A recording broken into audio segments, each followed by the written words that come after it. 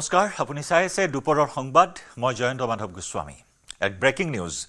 পুনৰ উত্তপ্ত হৈছে অসম মেঘালয় সীমান্ত অসম মেঘালয়ৰ বশিষ্ঠৰ পিলিংকাটাত উত্তপ্ত পৰিস্থিতি নিশা অসমৰ মহিলাক মেঘালয়ৰ একাংশ মহিলাই আক্ৰমণ কৰিছিল এই ঘটনাৰ পিছতে মেঘালয়ৰ বিৰুদ্ধে স্থানীয় ৰাইজে সাব্যস্ত কৰে প্ৰতিবাদ সীমান্তত অসমীয়া আৰু মেঘালয়ৰ একাংশ লোকৰ সংঘাত দুয়োপক্ষৰ লোক ওলাই আহি মাৰপিটত লিপ্ত হয় আৰক্ষী উপস্থিত হোৱাৰ পিছতে দুয়োপক্ষৰ মাৰপিট আজিও মেঘালয়ৰ একাংশ মহিলাই মাৰপিট কৰে অসমৰ লোকক উল্লেখযোগ্য যে দেওবাৰে মেঘালয়ৰ ভূমিত থকা এখন ফলকৰ লিখনি মচি দিয়াক লৈ সৃষ্টি হৈছিল সংঘাতৰ ফলকৰ লিখনি মুছাৰ সন্দেহত মেঘালয়ৰ মহিলাসকলে আক্ৰমণ কৰে অসমৰ মহিলাক আজি পুনৰ হাতে হাতে লাঠি লৈ হাতে হাতে বাঁহ লৈ এই প্ৰতিবাদী কাৰ্যসূচী ৰূপায়ণ কৰে আক্ৰমণ প্ৰত্যাক্ৰমণৰ ঘটনা সংঘটিত হয় এক উত্তপ্ত পৰিস্থিতিয়ে বিৰাজ কৰা পৰিলক্ষিত হয় এয়া বশিষ্ঠৰ পিলিংকাটা সীমান্তৰ পিলিংকাটাত এক উত্তপ্ত পৰিস্থিতিৰ সৃষ্টি হৈছে আৰক্ষীৰ উপস্থিতিতে এয়া মেঘালয় লোকে পুনৰ অসমীয়া লোকৰ ওপৰত আক্ৰমণ কৰিবলৈ অগ্ৰসৰ হৈছে উদ্যত হৈছে যাক লৈ আজি পুৱাৰ ভাগতো তীব্ৰ উত্তেজনাই বিৰাজ কৰে চাওক কেনেদৰে হতাহতি ঠেলা ঠেলি গতাগতিক লৈ এক উত্তপ্ত পৰিস্থিতিৰ সৃষ্টি হ'ল পিলিংকাটা অঞ্চলত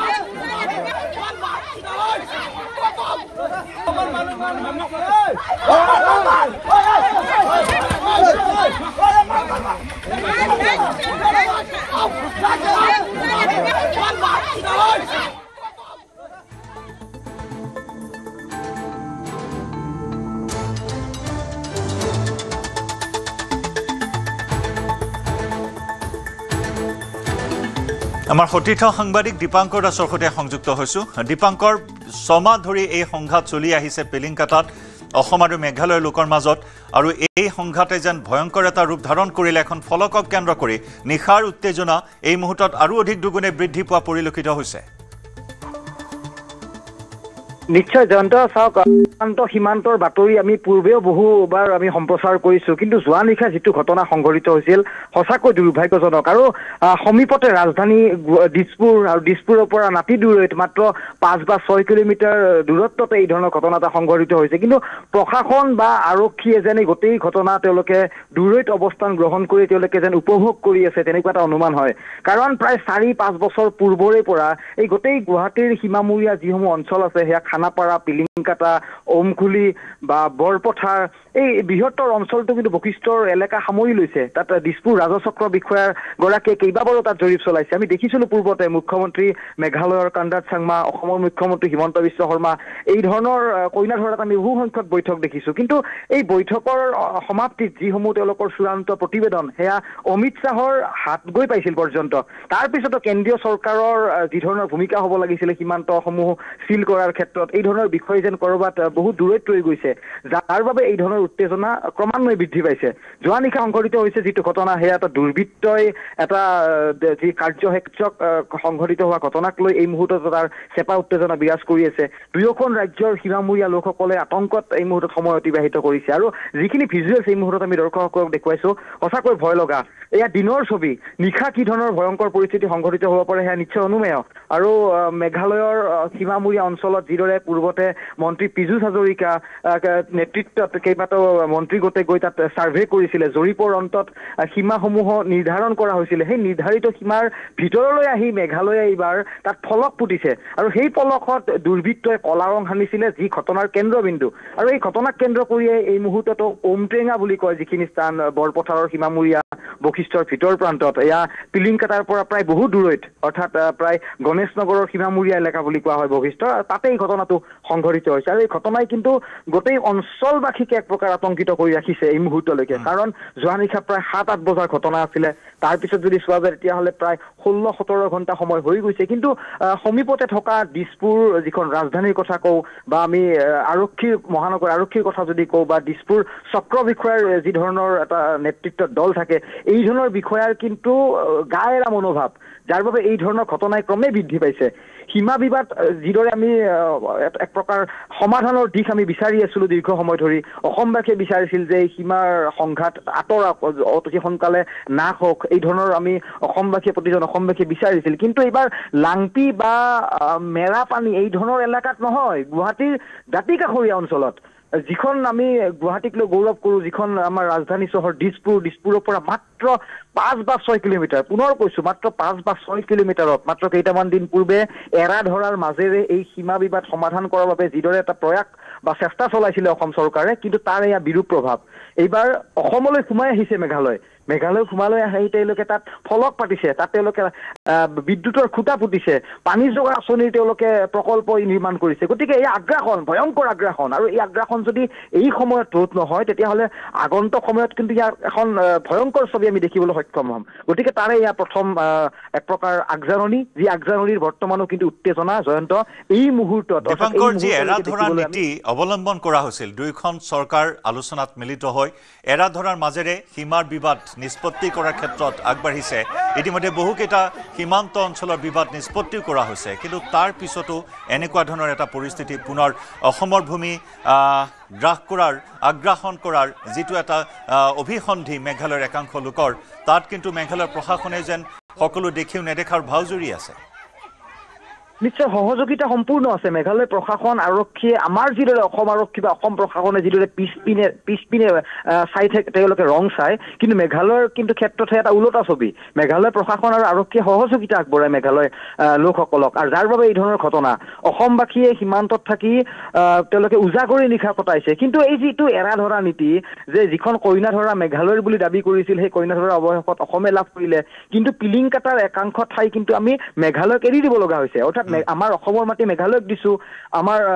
অসমৰ ভূমি কইনা ধৰা, যি পূৰ্বৰ মুখ্যমন্ত্ৰীগৰাকীয়ে কইনা ধৰাত আছিল, সেই কইনা ধৰাখনো মেঘালয় বুলি দাবী কৰিছিলে। গতিকে সেইখন আমি পুনৰুদ্ধাৰ কৰিলো। কিন্তু এই পিলিংকাটাৰ ক্ষেত্ৰত ঔমট্ৰেঙা, বৰপথাৰ বা আমি অলপ দূৰলৈ গৈ যদি চাওঁ, তেতিয়াহ'লে আমি সেই বকো চাইডৰ যদি আমি লাংটিৰ কথা কওঁ, এই একেই ধৰণৰ সমস্যা। গতিকে এই সমস্যা অতি শীঘ্ৰে সমাধান হোৱাটো সীমামূৰীয়া বা সীমান্তবাসীয়ে বিচাৰিছে, কিন্তু এই সমাধান হ'বলৈ এই ধৰণৰ সমস্যা কিমান সময় লাগিব সেয়া সঁচাকৈ প্ৰতিজন অসমবাসী বা সীমান্তবাসীয়ে বাট চাইছে। কিন্তু প্ৰশাসন বা চৰকাৰৰ বহুখিনি কৰণীয় আছে, নহ'লেই কিন্তু প্ৰতিটো নিশাই কিন্তু উজাগৰি কটাব লাগিব সীমান্তবাসীয়ে। যাৰ উদাহৰণ এয়া যোৱাকালি 7 বজাৰ ঘটনা, আৰু এই মুহূৰ্তত যদি চোৱা যায় তেতিয়াহ'লে সময় প্ৰায় 12 বাজি উকলি গৈছে, কিন্তু 12 বাজি যোৱাৰ পিছতো কিন্তু তাৰ উত্তেজনা সাম কটা নাই। অসম আৰক্ষী তাত গৈ উপস্থিত হোৱা নাই। চক্ৰ বিষয়া, দিছপুৰ চক্ৰ বিষয়াৰ নেতৃত্বতে গোটেই সীমা অৰ্থাৎ ভূমিকালী তেওঁৰ অধীনত থাকে, তেওঁৰ নেতৃত্বত খজাতি দল গৈ উপস্থিত হোৱা নাই। গতিকে অঞ্চলবাসী, সীমান্তবাসীয়ে সহায় বিচাৰিছে। আমি সংবাদ মাধ্যমৰ লোক হিচাপে বাতৰিখিনি সম্প্ৰচাৰ কৰিছোঁ, চৰকাৰক দৃষ্টিগোচৰ কৰাইছোঁ। কিন্তু আৰু কিমান দিন এই সমস্যা ৰোধ হোৱাৰ বাবে বা সমাধান হোৱাৰ বাবে লাগিব, সেয়া নিশ্চয় কিন্তু এটা আমি আঙুলিৰ মূৰতো সেই ধৰণৰ আমি দিন বাৰ গণি আমি সময় অতিবাহিত কৰিব লগা হৈছে। গতিকে খুব স্পৰ্শকাতৰ এটা বিষয়, সীমা বিবাদ, অশান্ত সীমান্ত পুনৰ অশান্ত হৈ পৰিছে, তাৰে বাতৰি এই মুহূৰ্তত আমি নিউজ 18ৰ দৰ্শকসকলক দেখুৱাইছোঁ। জয়ন্ত। দীপাংকৰ, ধন্যবাদ জনাইছোঁ আপোনাক। আৰু এনেদৰে উত্তপ্ত হৈ উঠিছে আকৌ এবাৰ সীমান্ত আকৌ এবাৰ অশান্ত হৈ উঠিছে। নিশাৰ পৰাই উত্তেজনা অব্যাহত আছে। নিশাৰ ভাগতো মেঘালয়ৰ একাংশ মহিলাই অসমীয়া মহিলাৰ ওপৰত আক্ৰমণ চলাইছিল, আৰু এয়া আজি পুৱাৰ ভাগৰ পৰা এই পৰ্যন্ত এই আক্ৰমণ প্ৰত্যাক্ৰমণ চলি আছে। অসমৰ লোকৰ ওপৰত এই আক্ৰমণ আৰম্ভ কৰিছে মেঘালয়ৰ লোকে। পিলিংকাটাত নিশা সৃষ্টি হোৱা পৰিস্থিতিৰ দৃশ্য ইতিমধ্যে আমি দেখুৱাইছোঁ। নিশাও এই তীব্ৰ উত্তেজনা বিৰাজ কৰে। অসমৰ ভূমি দখল কৰি অসমৰ ভূমিত ফলক আঁৰিছিল, আৰু সেই ফলকত কোনো দুৰ্বৃত্তই ক'লা ৰং সানিছিল, আৰু তাৰে অভিযোগত অসমীয়া মহিলাৰ ওপৰত আক্ৰমণ চলাইছিল মেঘালয়ৰ মহিলাই, যাক লৈ নিশাও এই উত্তেজনা অব্যাহত আছিল। কিন্তু নিশাৰ উত্তেজনাতকৈও এতিয়া দিনৰ পোহৰত আৰু অধিক বৃদ্ধি পাইছে উত্তেজনা। আক্ৰমণ আৰু অধিক তীব্ৰতৰ কৰি তুলিছে মেঘালয়ৰ একাংশ লোকে।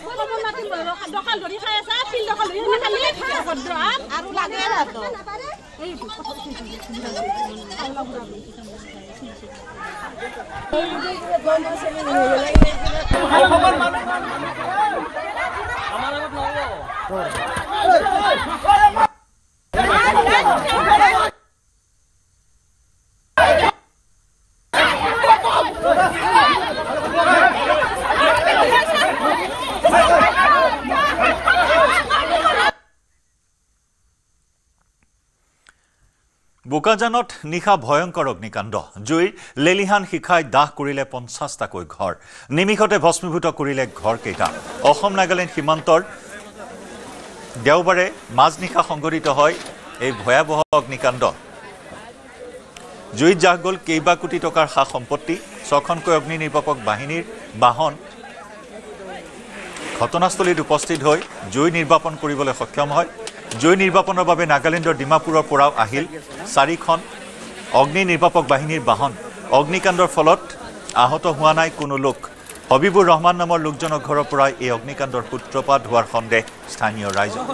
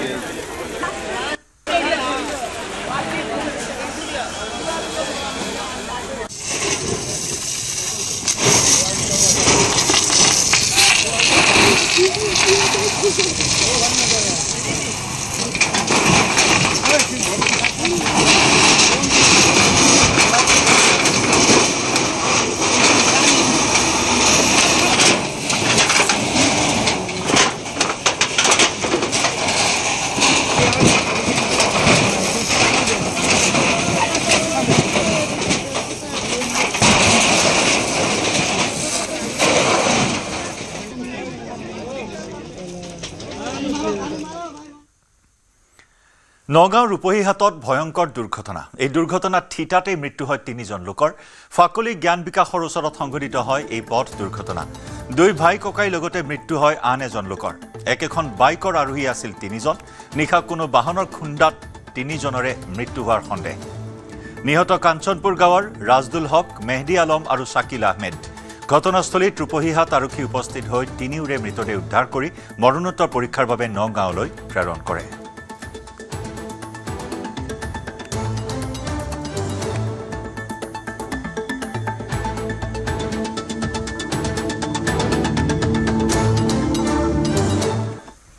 আজিৰে পৰা সংসদৰ শীতকালীন অধিৱেশন। 19 ডিচেম্বৰ পৰ্যন্ত চলিব সংসদৰ শীতকালীন অধিৱেশন। শীতকালীন অধিৱেশনত কেন্দ্ৰই 10খনকৈ বিধেয়ক দাখিল কৰাৰ সম্ভাৱনা আছে। কেন্দ্ৰই দাখিল কৰিবলগীয়া বিধেয়ককেইখনৰ ভিতৰত পাৰমাণৱিক শক্তি, শিক্ষা, কৰ্পৰেট আইন আদি আছে। সদনৰ অধিৱেশনৰ পূৰ্বে 26 নৱেম্বৰৰ দিনা প্ৰতিৰক্ষা মন্ত্ৰী ৰাজনাথ সিঙৰ বাসগৃহত বৈঠকত মিলিত হৈ শীতকালীন অধিৱেশনত শাসক পক্ষৰ ভূমিকা সন্দৰ্ভত সিদ্ধান্ত গ্ৰহণ কৰে। The way in which Dr. Radhakrishnan conducted the proceedings of the Rajya Sabha, he made the meetings of the House look like family gatherings. उन्होंने इस राज्य सभा की तमाम कार्रवाई को एक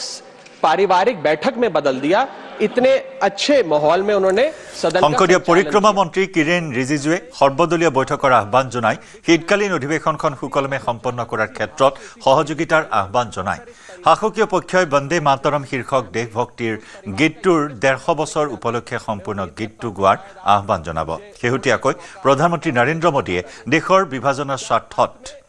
কংগ্ৰেছে 1937 চনত বন্দে মাতৰম গীতটোৰ এটা অংশ আঁতৰাই পেলোৱাৰো অভিযোগ তুলিছিল। গান্ধী পৰিয়ালৰ বিৰুদ্ধে নেশ্যনেল হেৰাল্ডৰ গোচৰক লৈও গান্ধী পৰিয়ালক আক্ৰমণ কৰিবলৈ সাজু শাসকীয় পক্ষ।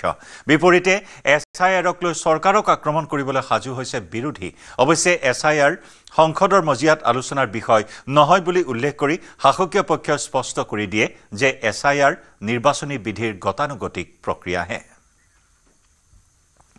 সংসদৰ শীতকালীন অধিৱেশনৰ আৰম্ভণিতে ৰাজ্যসভাত সম্বোধন কৰিলে প্ৰধানমন্ত্ৰী মোদীয়ে। নৱনিৰ্বাচিত উপৰাষ্ট্ৰপতি তথা ৰাজ্যসভাৰ অধ্যক্ষ CP ৰাধাকৃষ্ণনক আদৰণি জনালে প্ৰধানমন্ত্ৰীগৰাকীয়ে। একেটা ভাষণতে প্ৰধানমন্ত্ৰী মোদীয়ে ক'লে, নৱনিযুক্ত সাংসদসকলক আমি সুযোগ দিয়াৰ প্ৰয়োজন। অধিৱেশনস্থলী জয় পৰাজয় ক্ষেত্ৰলৈ ৰূপান্তৰ হ'ব নালাগে। নাটক কৰা বা প্ৰতিবাদ কৰা ঠাই বহুত আছে। সদনত নাটক প্ৰতিবাদ কৰাৰ বিপৰীতে বিৰোধীক ইতিবাচক ভূমিকা পালন কৰিবলৈ আহ্বান জনালে প্ৰধানমন্ত্ৰী মোদীয়ে। লগতে বিগত সময়ছোৱাত দেশৰ অৰ্থব্যৱস্থাই নতুন গতি লাভ কৰা বুলি উল্লেখ কৰে মোদীয়ে। सदन के हम सभी माननीय सदस्यों के लिए ये गर्व की पल है। आपका स्वागत करना और आपके मार्गदर्शन में सदन के माध्यम से देश को प्रगति की राह पर ले जाने के लिए महत्वपूर्ण विषयों पर चर्चा, महत्वपूर्ण निर्णय और उसमें आपका अमूल्य मार्गदर्शन एक बहुत बड़ा अवसर हम सबके लिए है। मैं सदन की तरफ से, मेरी तरफ से आपको बहुत बहुत बधाई देता हूं, आपका अभिनंदन करता हूं और आपको शुभकामनाएं देता हूं। और मैं विश्वास भी कर देता हूं कि सभी इस सदन में बैठे हुए माननीय सदस्य ये उच्च सदन की गरिमा को संभालते हुए आपकी गरिमा की भी सदा सर्वदा चिंता करेंगे, मर्यादा रखेंगे, ये मैं आपको विश्वास दिलाता हूं।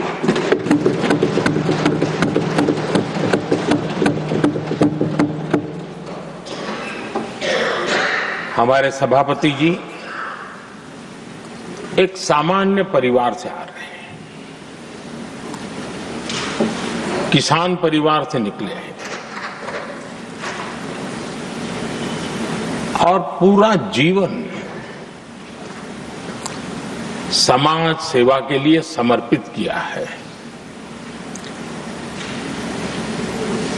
समाज सेवा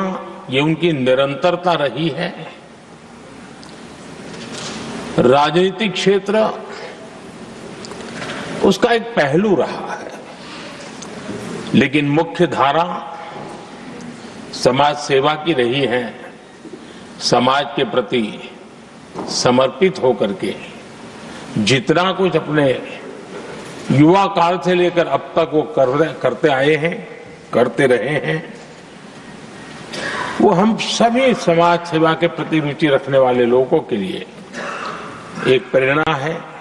एक मार्गदर्शन है। सामान्य परिवार से, सामान्य समाज से, सामान्य राजनीतिक जहां अलग अलग करवट बदलती रही है, उसके बावजूद भी आपका यहां तक पहुंचना, हम सबका मार्गदर्शन प्राप्त होना, ये भारत के लोकतंत्र की सबसे बड़ी ताकत है।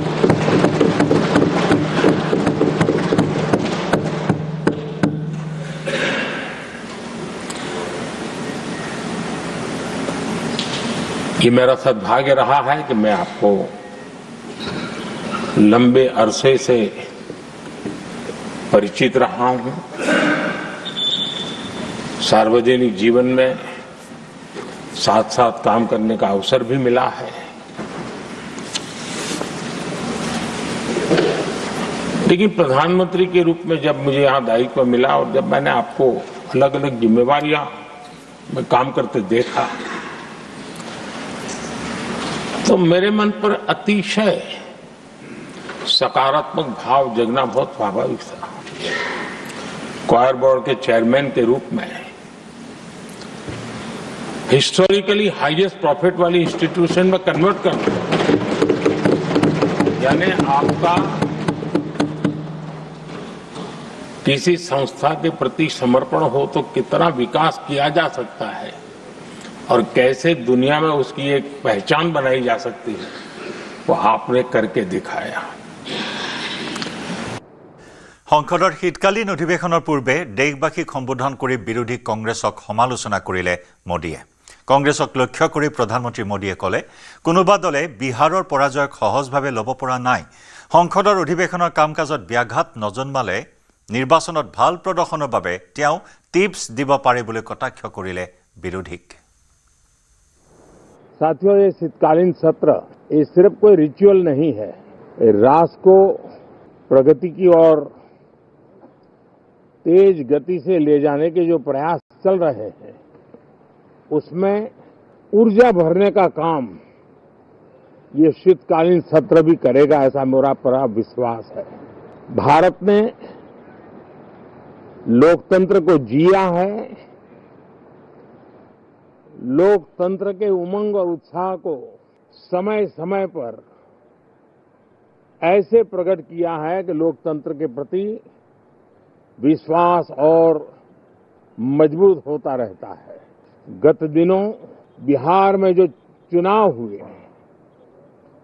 उसमें भी मतदान के जो विक्रम हुआ है वो लोकतंत्र की सबसे बड़ी ताकत है।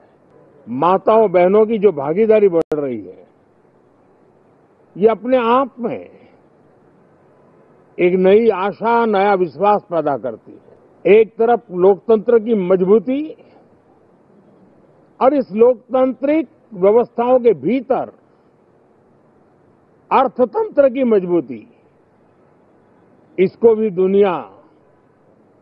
बहुत बारीकी से देख रही है। भारत ने सिद्ध कर दिया है डेमोक्रेसी कैन डिलीवर। जिस गति से आज भारत की आर्थिक स्थिति नई ऊंचाइयों को प्राप्त कर रही है, विकसित भारत के लक्ष्य की ओर जाने में ये हमें नया विश्वास तो जगाती है, नई ताकत भी देती है। साथियों, ये सत्र संसद देश के लिए क्या सोच रही है, संसद देश के लिए क्या करना चाहती है, संसद देश के लिए क्या करने वाली है, इन मुद्दों पर केंद्रित होनी चाहिए। विपक्ष भी अपना दायित्व निभाएं, चर्चा में ऐसे मुद्दे उठाएं, मजबूत मुद्दे उठाएं, पराजय के निराशा में से बाहर निकल करके आए। मेरा सभी दलों से आग्रह है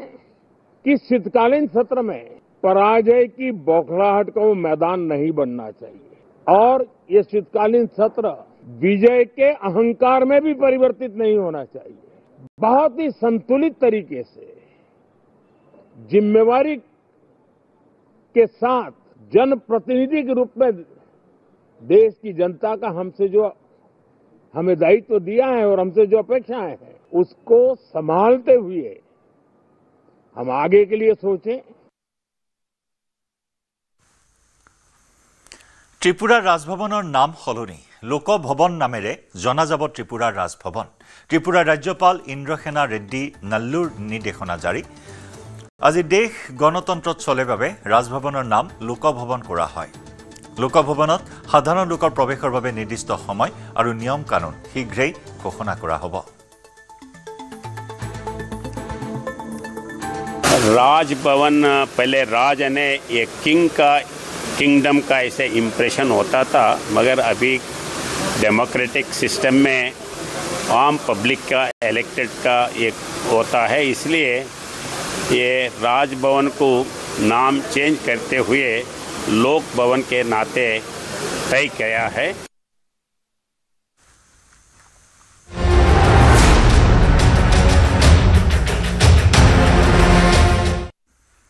আজিৰে পৰা ৰাজ্যত নচলিব 108 মৃত্যুঞ্জয় সেৱাৰ এম্বুলেন্স। বিভিন্ন সমস্যা সমাধানৰ দাবীত 108 মৃত্যুঞ্জয় সেৱাৰ কৰ্মচাৰী সন্থাৰ অনিৰ্দিষ্টকালীন ধৰ্মঘট। মহানগৰীৰ চচলত একগোট হৈ প্ৰতিবাদ সাব্যস্ত 108 মৃত্যুঞ্জয় সেৱাৰ কৰ্মচাৰীসকলৰ মহানগৰীৰ চচলত ধৰ্ণাস্থলীত সমবেত হৈছে সহস্ৰাধিক 108ৰ কৰ্মচাৰী। কেইবাদফীয়া দাবীৰে প্ৰতিবাদত বহিছে 108 মৃত্যুঞ্জয় সেৱাৰ কৰ্মচাৰী সন্থা। 108 মৃত্যুঞ্জয় সেৱাৰ কৰ্মচাৰী সন্থাৰ দাবীসমূহ হ'ল সমকামৰ সমমৰ্যাদা নিশ্চিত কৰা, চৰকাৰী নিৰাপত্তা নিশ্চিত কৰা, জৰুৰীকালীন সেৱাৰ কৰ্মচাৰীক সন্মানজনক মজুৰি প্ৰদান কৰা, অতিৰিক্ত কামৰ সম্পূৰ্ণ ভাত্তা দিয়াৰ ব্যৱস্থা কৰা, বনাছ বৃদ্ধিৰ ব্যৱস্থা কৰা, দুৰ্ঘটনা আৰু কৰ্তব্যৰত অৱস্থাত মৃত্যু হ'লে 40 লাখ টকা দিয়াৰ ব্যৱস্থা কৰা, 108ৰ গাড়ীসমূহৰ মেৰামতি ক্ষীপ্ৰতৰ কৰা, আপোন ঘৰ সেউজ ঘৰ আঁচনিত অন্তৰ্ভুক্ত কৰা, প্ৰতিখন 108 গাড়ী 24 ঘণ্টাই উপলব্ধ কৰা।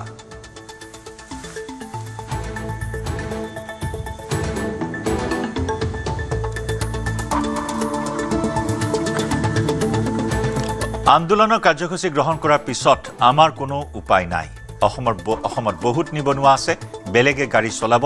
108 সেৱা কৰ্মীৰ কাৰ্যসূচীক লৈ এই প্ৰতিক্ৰিয়া মুখ্যমন্ত্ৰীৰ।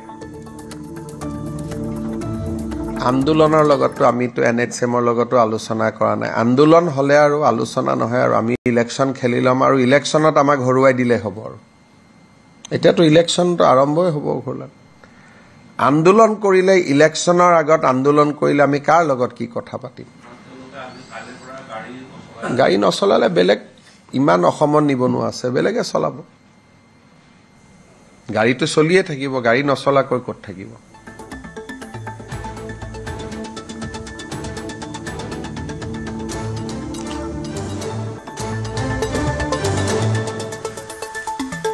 অত্যন্ত এটা গুৰুত্বপূৰ্ণ সেৱা, এটা জৰুৰীকালীন সেৱা, যি সময়ত 108 বিভিন্ন অঞ্চলৰ ৰোগীসকলৰ ক্ষেত্ৰত প্ৰথম পছন্দ এই 108 সেৱা। এই মৃত্যুঞ্জয় সেৱাৰ বাবে এতিয়া আৰু ফোন কৰিলেও আপোনাৰ ওচৰত নাপাবগৈ এম্বুলেন্সখন, কাৰণ কৰ্মচাৰীসকলে অনিৰ্দিষ্টকালীন আন্দোলনৰ কাৰ্যসূচী ৰূপায়ণ কৰিছে, অনিৰ্দিষ্টকালীন ধৰ্মঘটৰ কাৰ্যসূচী ৰূপায়ণ কৰিছে। কেইবাটাও সমস্যা আছে, সেই সমস্যাসমূহ সমাধানৰ দাবীৰে এই প্ৰতিবাদী কাৰ্যসূচী তেওঁলোকে ৰূপায়ণ কৰিছে। চৰকাৰৰ ওচৰত বছৰ বছৰ ধৰি এই দাবীসমূহ পূৰণ কৰাৰ বাবে তেওঁলোকে আবেদন জনাই আহিছে, অনুৰোধ জনাই আহিছে, কিন্তু চৰকাৰে কোনো গুৰুত্ব নিদিয়াৰ অভিযোগেৰে এই কাৰ্যসূচী তেওঁলোকে ৰূপায়ণ কৰিছে। বিভিন্ন সমস্যাৰে ভাৰাক্ৰান্ত হৈ আছে 108 কৰ্মচাৰীসকল, 108 সেৱাৰ কৰ্মচাৰীসকল বিভিন্ন সমস্যাত ভাৰাক্ৰান্ত, আৰু সেইবাবেই তেওঁলোকে যি সেৱা আগবঢ়াই আহিছে, অতিৰিক্ত সময় তেওঁলোকে সেৱা আগবঢ়াইছে, নিজৰ প্ৰয়োজনতকৈ বেছি সময় তেওঁলোকে দিছে এই সেৱাৰ নামত। গতিকে তাৰ তেওঁলোকে প্ৰাপ্য বিচাৰিছে, আৰু সেই প্ৰাপ্য বিচাৰি এই অনিৰ্দিষ্টকালীন ধৰ্মঘটৰ কাৰ্যসূচী ৰূপায়ণৰ তেওঁলোকে ঘোষণা কৰিছে। সেয়া ইতিমধ্যে কাৰ্যকৰী কৰিছে। কেইবাটাও দাবী আছে, দাবীসমূহ ইতিমধ্যে আমি উল্লেখ কৰিছোঁ। সমকামৰ সমমৰ্যাদা নিশ্চিত কৰাৰ তেওঁলোকৰ দাবী, চাকৰি নিৰাপত্তা সুনিশ্চিত কৰাৰ দীৰ্ঘদিনীয়া দাবী, জৰুৰীকালীন সেৱাৰ কৰ্মচাৰীক সন্মানজনক মজুৰি দিয়াৰ দাবী। আৰু এই মুহূৰ্তত প্ৰতিবাদস্থলীৰ পৰা আমাৰ সতীৰ্থ সাংবাদিক অজয় বৰ্মনৰ সৈতে আমি সংযুক্ত হৈছোঁ। অজয়, 108 মৃত্যুঞ্জয় সেৱা অচল হৈছে আজিৰে পৰা। স্বাভাৱিকতে ব্যাপক সমস্যাৰ সন্মুখীন হ'ব বিশেষকৈ ৰোগীসকল। গতিকে তেনেস্থলত তেওঁলোকৰ যিসমূহ দাবী আছে, এই দাবীসমূহ চৰকাৰে পূৰণ কৰিব বুলি তেওঁলোকে আশা কৰিছে। কি প্ৰতিক্ৰিয়া তেওঁলোকৰ?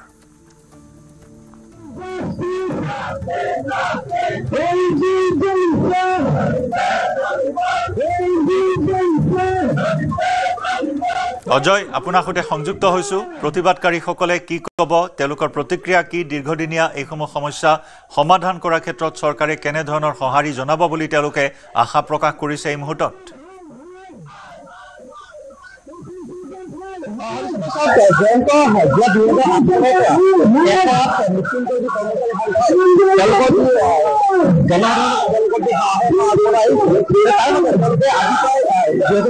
বিভিন্ন সমস্যা দাবী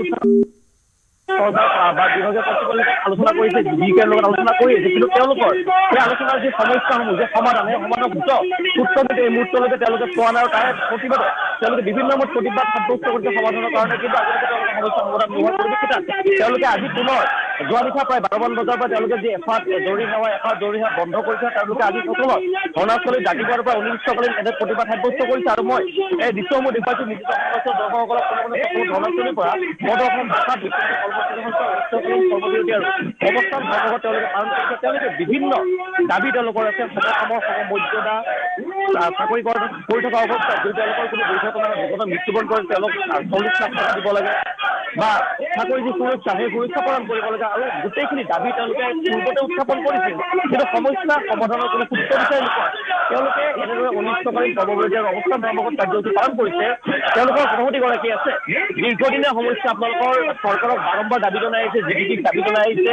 গাড়ীসমূহ মেৰামতি নকৰে, আপোনালোকৰ চাকৰি নিয়মীকৰণ কৰা নাই, কি ক'ব?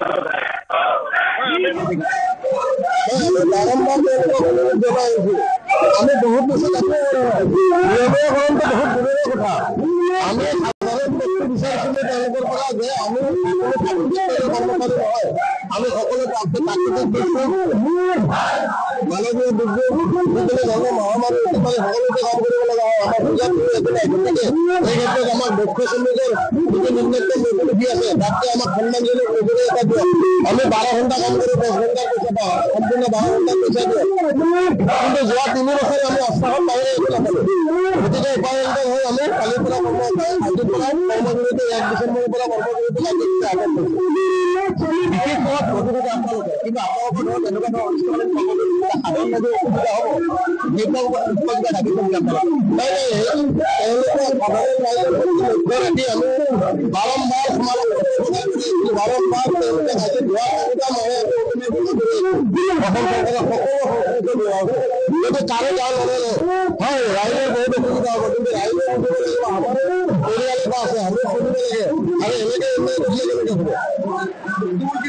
পূৰ্বতে আহ্বান জনাইছো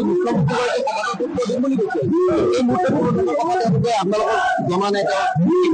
মই তাকে আচলতে মুখ্যমন্ত্ৰী মহোদয় যেতিয়াই লগ পাইছিলো আমাৰ কিবা এটা ভাল কৰিব বুলি কৈ আছো কিন্তু কালি উপায়ন্তৰ হৈ আশ্বাস কোনো নাই নাপাই যেতিয়া আমি কৰ্মবিৰতি পালন কৰিব লগা হয় তেওঁ ক'লে যে বেলেগ মানুহৰ গাড়ী চলায় গতিকে আপোনাৰ আশ্বাসৰ মূল্য যদি এইখিনিয়ে হয় অজয় পৰৱৰ্তী সময়ছোৱাত প্ৰশাসনৰ ফালৰ পৰা কি সঁহাৰি লাভ কৰে সেয়া লক্ষণীয় হ'ব কাৰণ মুখ্যমন্ত্ৰীয়ে ইতিমধ্যে প্ৰতিক্ৰিয়া ব্যক্ত কৰিছে আন্দোলন কৰিলে আৰু বেলেগ উপায় নাই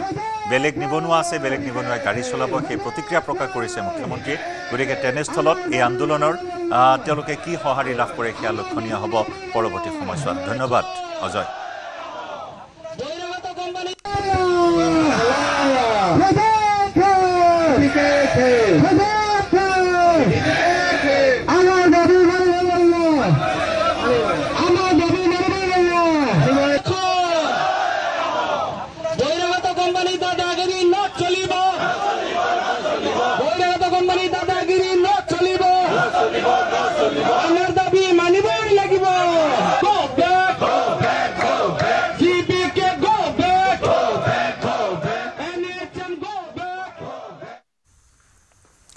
ঢিঙত পৈতৃক সম্পত্তি উদ্ধাৰ অভিযানত নামিল খিলঞ্জীয়া মিয়া মাতব্বৰে দখল কৰা খিলঞ্জীয়াৰ ভূমি হাল বাই কৰিলে দখলমুক্ত সুদীৰ্ঘ 30 বছৰে মিয়া মাতব্বৰে দখল কৰি ভোগ কৰি আহিছিল খিলঞ্জীয়াৰ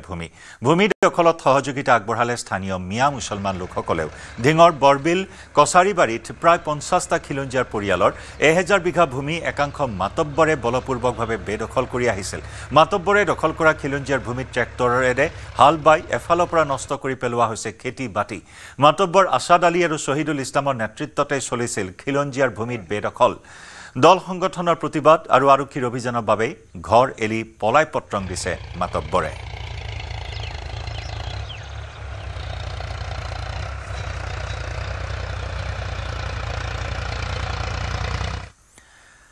নগাঁৱত মুখ্যমন্ত্ৰী ডক্টৰ হিমন্ত বিশ্ব শৰ্মা মহিলা উদ্যমিতা আঁচনিৰ চেক বিতৰণ অনুষ্ঠানত অংশগ্ৰহণ প্ৰায় ৩৬,০০০ মহিলাক প্ৰদান কৰিব ১০,০০০ কোটি টকা আগবঢ়াইছো পোনপটীয়া সম্প্ৰচাৰ আমাৰ নিজৰ কাৰণে প্ৰয়োজনীয় সামগ্ৰী আমি উৎপাদন কৰিব নোৱাৰো আজি যদি বৰহমপুৰ কামপুৰ পুৰণি গুদামতে আমি দোকানত খবৰ ৰাখো কণী বাহিৰৰ পৰা আহে গাখীৰ বাহিৰৰ পৰা আহে চাউল বাহিৰৰ পৰা আহে দালি বাহিৰৰ পৰা আহে নিমখ বাহিৰৰ পৰা আহে তেল বাহিৰৰ পৰা আহে কাৰণ আমাৰ অসমত আমাৰ জনসংখ্যাৰ 50% ঘৰৰ কাম বন কৰি আছিলে তেওঁলোকে উৎপাদনৰ প্ৰক্ৰিয়াটোৰ লগত জড়িত হৈ নাছিলে তাৰ মানে মই কি বুজাব খুজিছো আমাৰ অসমত 50% মহিলা আছে আৰু 50% পুৰুষ আছে আগতে যদি আপোনালোকে লক্ষ্য কৰিছিলে মহিলাসকল ঘৰত থাকে খোৱা বোৱা বনাই ৰান্ধনি ঘৰৰ কাম কৰে বাৰীখন চাই ইমানে মহিলাৰ কাম আছিল বাকি পুৰুষসকলে কাম কৰিছিল যদি এখন সমাজৰ 100 জন ব্যক্তিৰ 50 জনে প্ৰডাকশ্যনৰ লগত জড়িত নাথাকে ব্যৱসায় চাকৰি ইনকামৰ লগত জড়িত নাথাকে বাকি 50 জনে যিমানে কাম নকৰক কিয় তেওঁলোকে আমাৰ প্ৰয়োজনীয়তা পূৰণ কৰিব নোৱাৰে আজি গুজৰাটত মহিলাসকলে গাখীৰৰ উৎপাদনৰ কামত আটাইতকৈ ডাঙৰ ভূমিকা পালন কৰে আমুল কোঅপাৰেটিভৰ লগত মহিলাসকল জড়িত হৈছে গাখীৰ উৎপাদন কৰে কোনোবাই 1 লিটাৰ কোনোবাই 10 লিটাৰ আৰু আজি গুজৰাটে প্ৰতিদিনে 1.5 কোটি লিটাৰ গাখীৰ উৎপাদন কৰে আমাৰ অসমত আমি কিমান উৎপাদন কৰোঁ প্ৰতিদিনে 2 লাখ লিটাৰ তেওঁলোকে ক'লে 1.5 কোটি আমি কৰোঁ 2 লাখ কিন্তু আমাৰ যদি 40 লাখ মহিলাই ঘৰত যদি এতিয়াৰে পৰা 1 লিটাৰ গাখীৰো উৎপাদন কৰিব পাৰে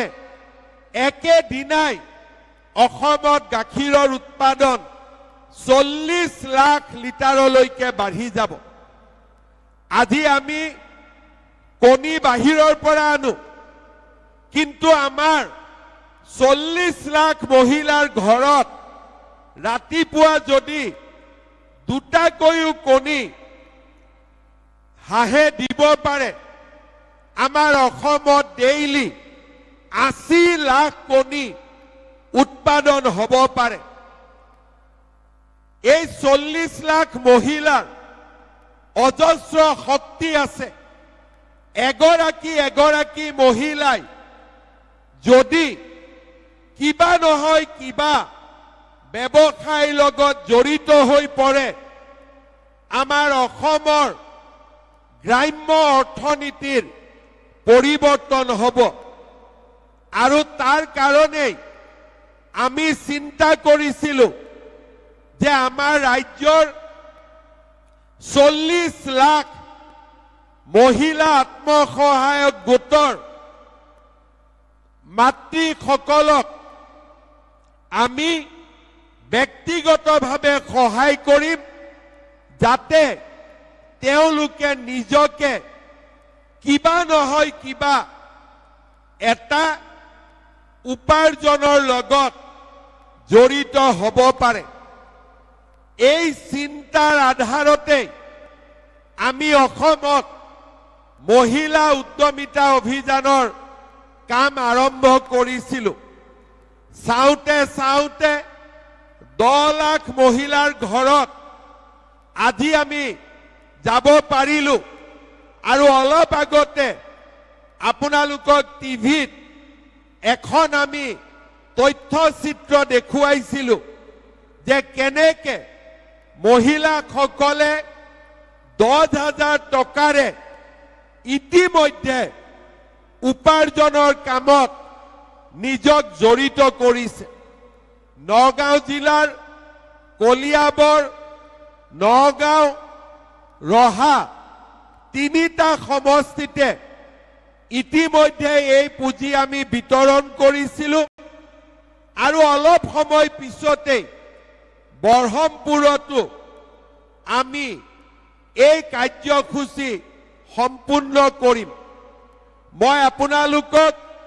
এটা কথাই ক'ব খুজিম যে এই আঁচনিখন এদিনৰ আঁচনি নহয় আজি আমি আপোনালোকক মাতি আনিছোঁ 10,000 টকা দিলোঁ আপোনালোকে 10,000 টকা ল'লে আৰু শেষ সেয়া নহয় এই 10,000 টকা মাত্ৰ আৰম্ভণি আজি আমি আৰম্ভ কৰিছোঁ যেতিয়ালৈকে আপোনালোকে লাখপতি বাইদেউ হ'ব নোৱাৰে তেতিয়ালৈকে এই আঁচনিখন আপোনালোকৰ লগত থাকিব আৰু সেই কাৰণে সকলো মহিলাক মই নিজে যিমান পাৰোঁ সমষ্টিসমূহলৈ মই নিজে গৈছোঁ আমাৰ মন্ত্ৰীসকল গৈছে আৰু আমি আই মাতৃসকলক বুজাইছোঁ যে এই 10,000 টকা শেষ বুলি ধৰি নল'ব ই মাত্ৰ আৰম্ভণি ই আমাক বহু দূৰলৈকে লৈ যাব আৰু কেনেকে আমাক লৈ যাব তাৰ বিষয়ে আজি আমি ইয়াতে আলোচনা কৰিব বিচাৰিছোঁ অলপ সময় পিছতে 10,000 টকাৰ চেক পাম বেংকত লৈ যাম বেংকে আমাক 10,000 টকা দিব এই 10,000 টকা পোৱাৰ পিছত কোনে কোনে আমি মোবাইল ফোন কিনিম হাত ডাঙক অকল বাইদেৱে কিনিব মোবাইল বাইদেউ কিনিব নেকি মোবাইল নিকিনে কোনে কোনে নিকিনে হাত ডাঙকচোন আচ্ছা কোনেও মোবাইল নিকিনে ঠিক আছে এতিয়া যদি আমি মোবাইল নিকিনো বিহু আহি আছে কাপোৰ নিকিনো আমি এই টকাটো ক'ত খৰচ কৰিম প্ৰথমতে 10,000 টকা লৈ আমি তিনটা কাম কৰিব পাৰো আজি যেনেকে ইয়াত আমি মহিলাৰ বজাৰ পাতিছো 4 গৰাকী মহিলাই লগ লাগি 40,000 টকাৰ ব্যৱসায় আৰম্ভ কৰিব আমাৰ গ্ৰুপত 10 গৰাকীকৈ সদস্য আছে যদি 10,000 টকাটো আমি গ্ৰুপত দিও 1 লাখ টকা হ'ব আৰু 1 লাখ টকাৰে আমি 10 গৰাকী মহিলাই লগ লাগি কিবা এটা ব্যৱসায় কৰিব পাৰো বা টকাটো সঞ্চয় কৰি যাক প্ৰয়োজন তাক আমি ব্যৱসায়ৰ বাবে 40-50,000 টকা আমি লোন দিব পাৰো দ্বিতীয়তে আমি গ্ৰুপত টকাটো দিব খোজা নাই কোনো আপত্তি নাই সকলো মহিলাই ছাগলী গৰু সৰু খুৰা দোকান যেনেকে আপোনালোকে ব্যৱসায় কৰিব বিচাৰে তেনেকে আপোনালোকে ব্যৱসায় কৰিব পাৰে আমাৰ ইয়াতে 8,000 মহিলাই কৈছে যে আমি ছাগলী পালন কৰিম 5,000 মহিলাই কৈছে আমি গৰু পুহিম 3,000 মহিলাই কৈছে আমি কুকুৰা পালিম আৰু 3,000 মহিলাই কৈছে আমি গাহৰি পালন কৰিম 1,200 মহিলাই কৈছে আমি হাঁহ পালন কৰিম আৰু 1,200 মহিলাই কৈছে যে আমি মীন পালন কৰিম ইয়াতো আপোনালোকে লিখি দিছে ফৰ্মখনত যে কিবা এটা লিখিব লাগে লিখিছো কিন্তু এই 10,000 টকা লৈ আপোনালোকে লিখি দিয়া কামটো বা সৰু দোকান দিছো কাপোৰ বইছো যিকোনো এটা উৎপাদনমূলক কামত এই 10,000 টকাটো ব্যৱহাৰ কৰক 3 নম্বৰ মই নিজে কিবা এটা কৰিব মোৰ সাহস নাই কিজানি টকাটো বেয়া কামত খৰচ হৈ যায় বেয়া কাম মানে কামটো ভাল গাহৰি পুহিলো চকু দিব পৰা নাই ব্যৱসায়ত মই সফল হ'ব পৰা নাই মোৰ ভয় আছে কোনো কথা নাই আপোনাৰ হাজবেণ্ডে যাক আজি ৰাতিপুৱা চাহ নোখোৱাকৈ ইয়ালৈকে আপোনালোকে গুচি আহিছে ঠিক আছে তেখেতৰ সৰু খুৰা কিবা ব্যৱসায় আছে ঘৰৰ কিবা ব্যৱসায় আছে তাতে 10,000 টকাটো দি দিয়ক কোনো আপত্তি নাই কাৰণ হাজবেণ্ডো আমাৰ ঘৰৰে তেখেতেও ব্যৱসায় কৰিলেও টকাটোতো ঘৰতে আহিব 1 নম্বৰ গ্ৰুপত দিয়ক 2 নম্বৰ নিজে কৰক 3 নম্বৰ স্বামীৰ সৈতে লগ লাগি কিবা এটা কৰক 6 মাহ পিছত আমি বৰহমপুৰত আহিম আৰু আপোনালোকক আমি সুধিম যে বাইদেউ 10,000 টকাটো ক'ত খৰচ কৰিলে বোলে বিহুৰ কাপোৰ ললো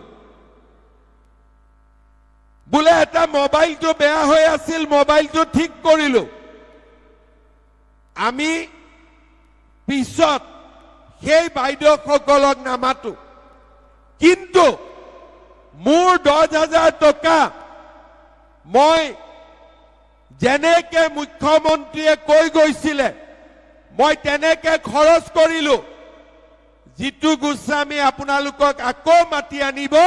আমি অহাবাৰ আপোনালোকক 25,000 টকা কৈ আমি আপোনালোকক দিম প্ৰথমতে 10,000 অহা বছৰ 25,000 আৰু তৃতীয় বছৰত আমি আপোনালোকক 50,000 টকা কৈ আমি আপোনালোকক দিয়াৰ ব্যৱস্থা কৰিম অৰ্থাৎ 10,000 এদি আৰম্ভ 25,000 50,000 লগত আমি বেংককো কথা পাতিম যে চৰকাৰে 10,000 দিছে আপোনালোকেও অলপ দিয়ক অৰ্থাৎ এই আঁচনিখনৰ জৰিয়তে 10,000 25,000 50,000 টকাৰ উপৰিও আমি এডিশনেল অতিৰিক্ত বেংককো কম যে আপোনালোকে আমাৰ আই মাতৃসকলক সহায় কৰক সেই কাৰণে মই কৈছো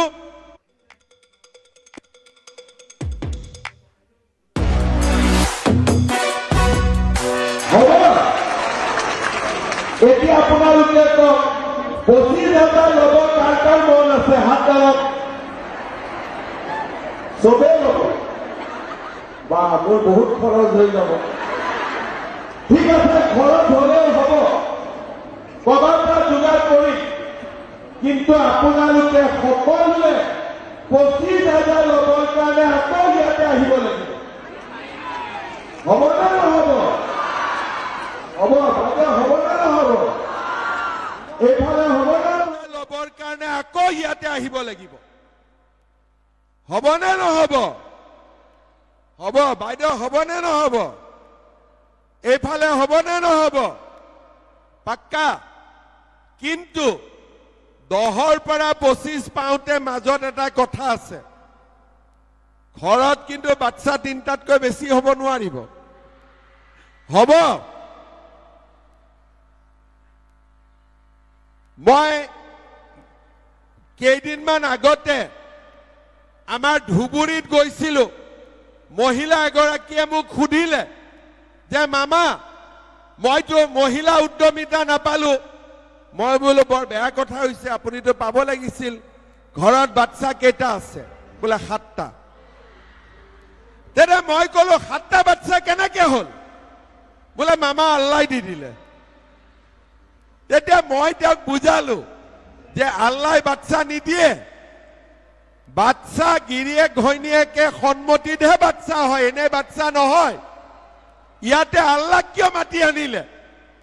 বোলে নহয় মোৰ হাজবেণ্ডে তেনেকে বুজাই দিছে যে এইটো আল্লাহ দিয়া বস্তু বুলি আমাৰ বহুত মানুহে ভাবে যে আল্লাহ আমাক বাচ্চা জন্ম দিব দিছে এইটো কতো লিখা নাই আজি ইমান বাচ্চা ঘৰত জন্ম হ'ব লাগে যিমানক আমি স্কুলত পঠিয়াব পাৰো কলেজত পঠিয়াব পাৰো যদি ঘৰত 3টাতকৈ বেছি বাচ্চা থাকে তাকে স্কুলত পঠাম নে আমি মহিলা উদ্যমিতা লাখপতি বাইদেউ হম সেই কাৰণে আমি কৈছো যে এই আঁচনিত অহাবাৰো সুবিধা পাবৰ কাৰণে 3টা আৰু জনজাতি লোক হলে 4টা এই কথাটো আমি মনত ৰাখিব লাগিব আৰু আমাৰ অসমখনক এনেকৈ আমি ভাল কৰিব খুজিছো অহাবাৰ আমাৰ চৰকাৰ আহিলে আমিতো নতুন নিয়ম কৰিম যে যদি কোনোবা নতুন বিয়া হোৱা মহিলা 3, 4, 5টা সন্তান হয় তেতিয়ালে চৰকাৰৰ বিনামূলীয়া সুবিধাবিলাকো নাপাব বেলেগ সুবিধাবিলাক নাপাব কাৰণ মোৰ এটাই চিন্তা যে আমাৰ বাচ্চা যিমান অসমত জন্ম হয় সবে যাতে স্কুলত যাব পাৰে কলেজত পঢ়িব পাৰে আৰু সেই কাৰণে মই কম বয়সতে ছোৱালীৰ বিয়া হোৱা বাল্য বিবাহ অসমত মোটামুটি তাক আমি আজি বন্ধ কৰি দিছো কেইদিনমান আগতে আমাৰ এছেম্বলি হৈ গল তাত এখন আমি নতুন আইন কৰিলো যে এতিয়াৰ পৰা কোনোবা গিৰিয়েকে যদি ঘৰত এগৰাকী থাকোতে আৰু এগৰাকী বিয়া কৰাই 7 বছৰ জেলত যাব লাগিব ভাল হৈছে নে বেয়া হৈছে একদম সঁচা কথা কওক ভাল হৈছে নে বেয়া হৈছে এতিয়া জেলত অলপ ৰুম বনাব লাগিব আৰু যদি প্ৰথম গৰাকীক ঠগাই বিয়া কৰাই তেতিয়াহলে তো 7 বছৰ নহয় 10 বছৰ জেলত যাব লাগিব আজি এইবাৰ এছেম্বলিত আমি এই আইন পাছ কৰিছো আমাৰ এটাই লক্ষ্য যে অসমৰ মহিলাসকল লাখপতি হ'ব লাগে ছোৱালী কলেজত যাব লাগে লৰা কলেজত যাব লাগে আমাৰ অসমখন ভাৰতৰ সৰ্বশ্ৰেষ্ঠ ৰাজ্য হ'ব লাগে আজি তাৰ কাৰণে আমি এটাৰ পিছত এটাকৈ নতুন নতুন আঁচনি লৈছো আজি আপোনালোকে জানে যে আমাৰ অসমত দৰিদ্ৰ আৰু মধ্যবিত্ত পৰিয়ালৰ কাৰণে আমি যিমান কৰিছো আগত কোনো চৰকাৰে তেনেকৈ কাম কৰিব পৰা নাছিল আপোনালোকৰ কিমানে অৰুণোদয় পাই আছে হাত দাঙকচোন সকলোৱে হাতখন দাঙক এতিয়া কোনে কোনে অৰুণোদয় পোৱা নাই হাত দাঙক যোনে এখন ঘৰত কোনোবাই পাইছে এখন ঘৰত দুগৰাকী নহব যাৰ ঘৰত একদম পোৱা নাই হাত দাঙক ঠিক আছে মই জিতু গোস্বামীক আজি আৰু 3000 মহিলাৰ কাৰণে অৰুণোদয় দি থৈ যাম যিসকলৰ ঘৰত এটাও পোৱা নাই তেওঁলোকে যাতে অৰুণোদয় পাব পাৰে আজি আমাৰ বৰহমপুৰ সমষ্টিত মই জিতু গোস্বামীক সুধিছিলো লাখপতি বাইদেউ কিমানে পাব বোলে 33000 মহিলাই পাব তেতিয়া মই সুধিছিলো যে অৰুণোদয় কিমানে পাব জিতু গোস্বামীয়ে মোক হিচাপ দিছে যে 30410 গৰাকী মহিলাই আজি আমাৰ অৰুণোদয় আঁচনি পাই আছে লগত আৰু 3000 যোগ হ'ব 33000 তাৰ পিছতো যদি কোনবা থাকি যায় তেওঁলোককো আমি অৰুণোদয় আঁচনি দিয়াৰ বাবে চেষ্টা কৰিম অৰ্থাৎ কংগ্ৰেছে দিছিলে লুঙি কংগ্ৰেছে দিছিলে ধুতি কংগ্ৰেছে দিছিলে আঠুৱা কংগ্ৰেছে দিছিলে খুটা আমি দিছো মহিলা উদ্যমিতা অৰুণোদয় নিযুত মইনা বিনামূলীয়া চাউল আৰু এতিয়া বজাৰত ৰেচনৰ দোকানত 117 টকাত আমি 1 কেজি চেনি পাম 1 কেজি দালি পাম 1 কেজি নিমখ পাম যোৱা মাহত আপোনালোকে কিনিছে নে কিনা নাই যোনে যোনে কিনিছে হাত দাঙক এতিয়া মোক কওক দালিখিনি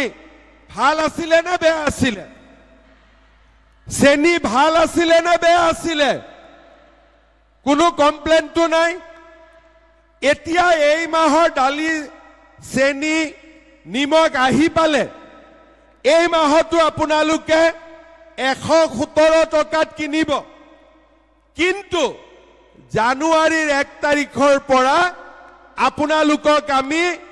1 কেজি দালি 1 কেজি চেনি 1 কেজি নিমখ 100 টকাতে আমি আপোনালোকক দিয়াৰ ব্যৱস্থা কৰিম কাৰণ মোক কৈছে 120 টকা দিলো 117 টকা হল 3 টকাটো ঘূৰাই লোৱা দিগদাৰি ইয়াৰে সৈতে সময় হল দুপৰৰ সংবাদৰ পৰা বিদায় লোৱাৰ নমস্কাৰ